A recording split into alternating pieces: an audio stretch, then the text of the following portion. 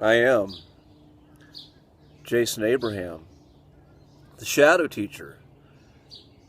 And are you able to acknowledge a reality that hasn't come to fruition yet, that hasn't made manifest yet? Are you able to affirm a reality that in the present is not in the experience of your five senses? So if you're able to acknowledge a reality that is alive and well in one's imagination, a reality that one believes in so strongly and affirms that it's already here, then there's a good chance that it will show up. And this is what we call the law of co-resonance. And that what you believe, that what you are affirming is going to meet you halfway, is going to echo back to you. Some people call that the law of attraction, but I prefer the law of co-resonance. Essentially what you are resonating as, whatever is resonating in that same frequency, in that same energy, is going to show up for you. Because everything is frequency and vibration. And you know, people are doing this all the time. It's just much of the time they are acknowledging what they don't want as opposed to what they do.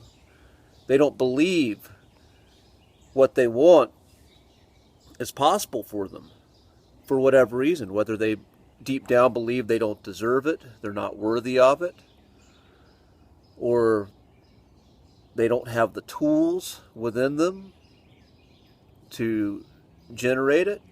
Whatever that belief is, people are usually affirming their belief of unworthiness.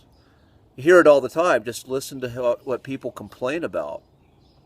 If you have people in your life that you know who are chronic complainers, who are always complaining about something, not fun people to be around in my experience, but typically a lot of times they get what they're focusing on.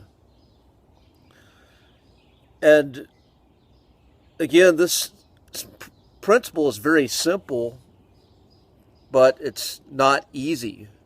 If it was, I believe people would be living in the wealth and abundance that they claim to desire. But I think there's always these underlying layers of what's getting in the way of that. And I've found you have to truly believe in this vision. You have to truly believe in this vision with all of your being. And being an adult, you have to have some sort of proof in your mind that this thing that you are believing in warrants that. It's hard to go on blind faith when one has been on the earth so long. Children have no problem with this. Children have very active imaginations and are far more engaged with their imaginations and are always using their imaginations, always creating things. Children do not need to be taught to be creative. They will go and play with sticks, play with mud, play with leaves, and just create stories and create different manifestations from their imagination just with stuff. They're fascinated by everything. But when we have to survive, and the skills that we learn to survive in this world are ingrained in us, we forget how to do that. But that basic imagination is the principle of this law of co-resonance.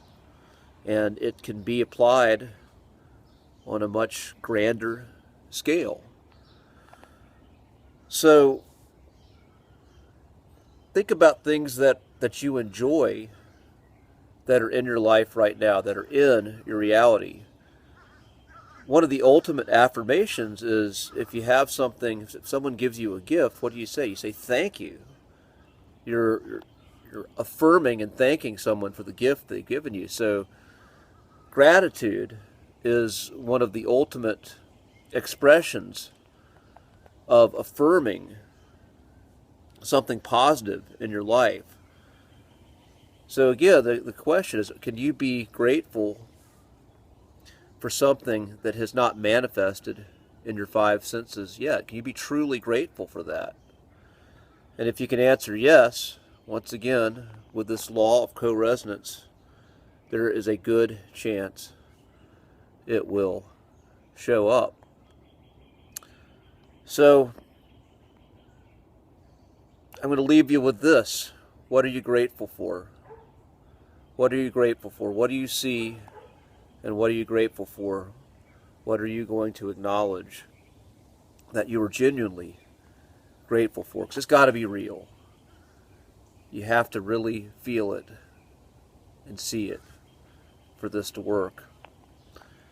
And if you can't see what you're grateful for, and can't see that out there, that reflection, what might be getting in the way of that?